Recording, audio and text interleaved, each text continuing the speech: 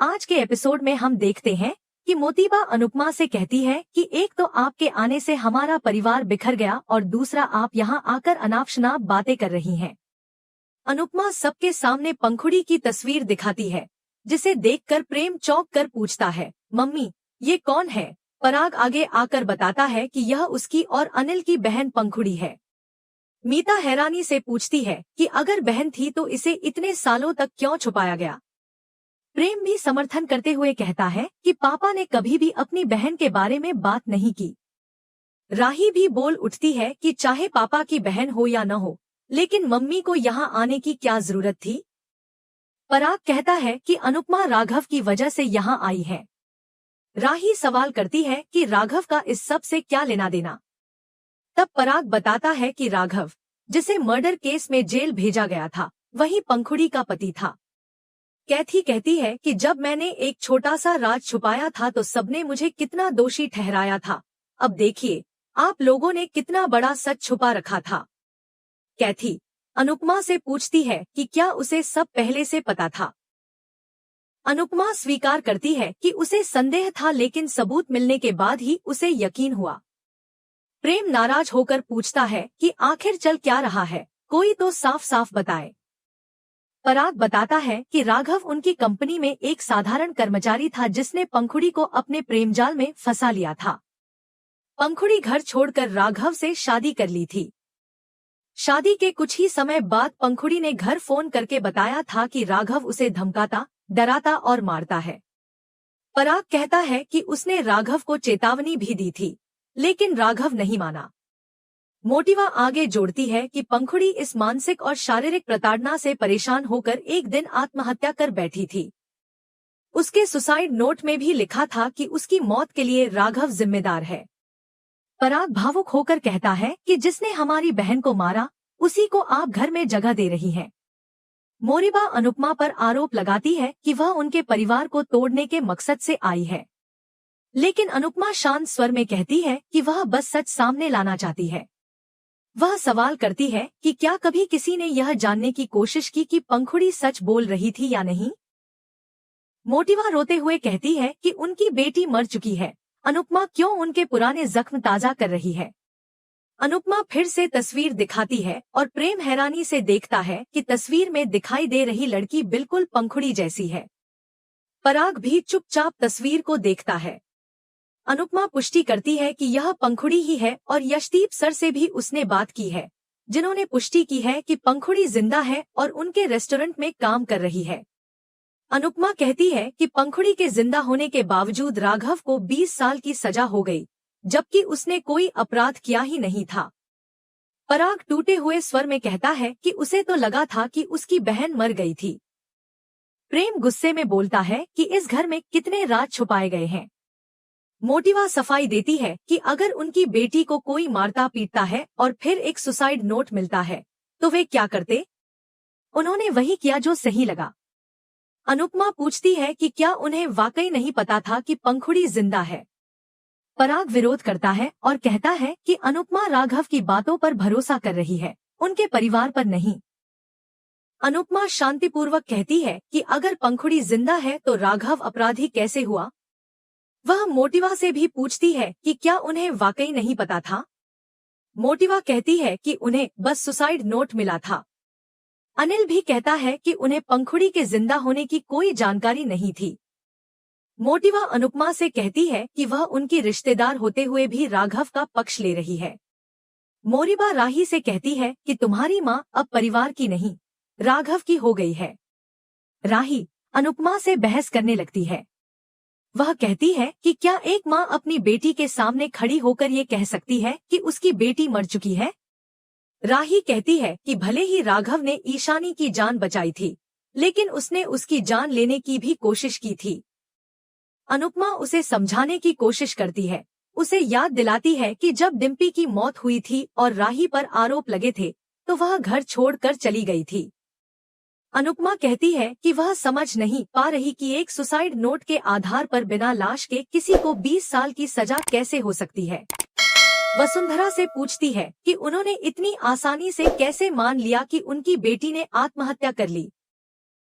कृष्ण कुंज में अंश कहता है कि उसने अनुपमा को मना किया था वहां जाने से। बापूजी जवाब देते हैं कि अनुपमा जो कर रही है सही कर रही है और कोठारी परिवार ने जो किया वह गलत था। अंश चिंतित है कि राही पहले से ही नाराज है और अब और नाराज हो जाएगी। बापूजी दृढ़ता से कहते हैं कि हमें सच का साथ देना चाहिए, चाहे कोई साथ दे या ना दे। पाखी बुदबुदाती है कि जब से घर में शांति आई थी, अनुपमा ने फिर बवाल कर दिया। माही भी पाखी का समर्थन करती है, लेकिन परी विरोध में कहती है कि अनुपमा ने हमेशा सबका भला सोचा है। परी कहती है कि जो कुछ भी अनुपमा कर रही है वह सही कर रही है। कोठारी हाउस में मोटिवा नाटक करती है कि उसे अब तुरंत पंखुड़ी से मिलना है। राही गुस्से में अनुपमा से लड़ने लगती है और कहती है कि वह राघव का पक्ष ले रही है, अपने परिवार का नहीं। अनुपमा राही को समझाने की कोशिश करती है, लेकिन राही कहती है कि उसे अपने परिवार पर भरोसा है, किसी बाहरी पर नहीं। राही अनुपमा से हाथ जोड़कर निवेदन करती है कि वह उनके परिवार से दूर रहे। अनुपमा आहत होती है और चुपचाप वहां से चली जाती है। उधर परी अपनी मां किंजल से बात करती है। वह कहती है कि उसे कुछ पैसों की जरूरत है क्योंकि उसकी पढ़ाई शुरू होने वाली है। किंजल उसे दिलासा देती है कि पैसे का इंतजाम हो जाएगा। इधर मीता कैदी से बात कर रही होती है कि शायद अनिल अकेला रहना चाहता है। मोटिवा कहती है कि सबको लगता है कि वे अपराधी हैं, लेकिन वे बस अपनी बेटी के लिए लड़ रहे थे। मोटिवा को देखकर प्रेम बोलता है कि हमें पता है आप अपने परिवार से कितना प्यार करती हो। राही भी कहती है कि मोटिवा, हमें अच्छे से मालूम है कि आप श्रीनाथ जी की भक्त हैं, आप कभी भी इतना बड़ा अन्याय नहीं कर सकती। वहीं मुवा गुस्से में कहती है कि तुम्हारी माँ हमारी समधन है, उन्हें हम पर ताने मारने का पूरा हक है, लेकिन वह तो हम पर इतना बड़ा इल्जाम लगा रही हैं कि हमें समझ नहीं आ रहा कि हम अपनी समधन के सवालों का जवाब दें या अपनी पंखुड़ी को ढूंढें। मोटिवा राही की तरफ देखती है और पूछती है, राही, तुम्हें तो हम पर भरोसा है ना? राही तुरंत कहती है, हाँ मोटिवा, हमें आप पर पूरा भरोसा है। पराग का मन करता है कि वह अभी के अभी जाकर अपनी बहन को वापस ले आए, लेकिन मोटिवा उसे रोकते हुए कहती है कि अब इसकी जरूरत नहीं है। एक समय था जब हम सब खुद कहते थे कि पंखुड़ी को वापस ले आओ, लेकिन अब मैं कहती हूँ कि उसे वापस नहीं लाना। अगर उसने हमें भूलने का फैसला कर लिया है तो हम भी उसे भूल सकते हैं। पराग फिर भी कुछ कहने लगता है, लेकिन मोटिवा साफ शब्दों में कहती है कि मैंने कह दिया ना, वह इस घर में कभी नहीं आएगी। राही दोनों को शांत रहने को कहती है और उन्हें भरोसा दिलाती है कि हम सब आपके साथ हैं और मम्मी की बातों को इग्नोर करना ही बेहतर होगा। पराग राही को धन्यवाद कहता है। प्रेम सोचता है कि हम सब तो एक साथ हैं, लेकिन मम्मी वहां अकेली होंगी, और वह भगवान से प्रार्थना करता है कि कृपया मम्मी का साथ देना।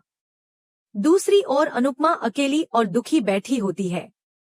तभी एक बच्चा, जो कान्हा जी की वेशभूषा में था, आता है और कहता है, जब चारों तरफ अंधेरा हो तब मुझ पर भरोसा करना, मैं अंधकार में भी उजाला दिखाऊंगा। यह सुनकर अनुपमा भावुक हो जाती है और भगवान को धन्यवाद देती है कि उन्हें रास्ता दिखाने के लिए।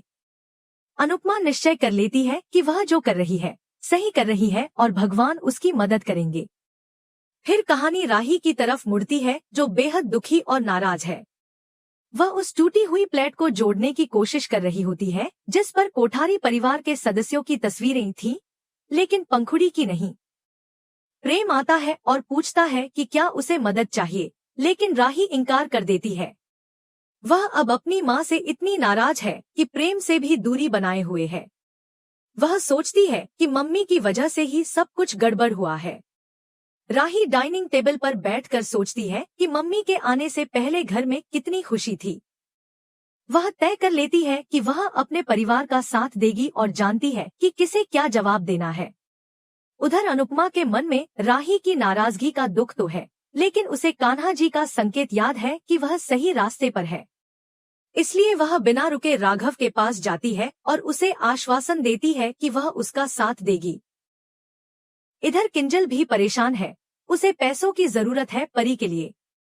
किंजल ऑफिस जाती है और मजबूरी में ऑफिस से पैसे चुरा लेती है। उसे यह नहीं पता कि गौतम के पास इसकी रिकॉर्डिंग पहले से मौजूद है। गौतम वह रिकॉर्डिंग देखता है और तय कर लेता है कि अब सही समय है।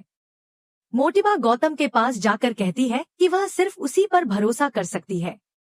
वह गौतम से आग्रह करती है कि चाहे जितने पैसे लगे, लेकिन राघव को मनाओ कि वह अपना केस रिओपन न करे। गौतम, जो पहले से किंजल की चोरी का सबूत लिए बैठा था, पुलिस लेकर कृष्णकुंज पहुंच जाता है। वहां सबको बताता है कि किंजल ने ऑफिस से पैसे चुराए हैं। सभी हैरान रह जाते हैं। तोशु गौतम के पैरों में गिर जाता है और गिड़गिड़ाते हुए कहता है कि प्लीज मेरी बीवी को जेल मत भेजिए। वह वादा करता है कि चोरी हुए सारे पैसे लौटा देंगे।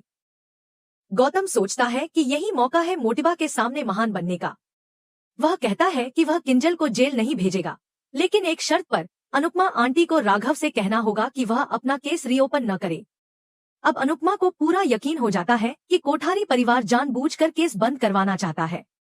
उन्हें पहले से मालूम था कि पंखुड़ी जिंदा है। अब सवाल यह उठता है कि अनुपमा क्या करेगी। क्या वह किंजल को बचाने के लिए राघव से अपना केस वापस लेने को कहेगी या फिर सच का साथ देगी? आने वाले समय में अनुपमा को बहुत बड़ा फैसला लेना होगा। दोस्तों, आपको क्या लगता है अनुपमा का अगला कदम क्या होगा? हमें कमेंट्स में जरूर बताइए। साथ ही डेली अपडेट के लिए चैनल को सब्सक्राइब और वीडियो को लाइक करना न भूलें।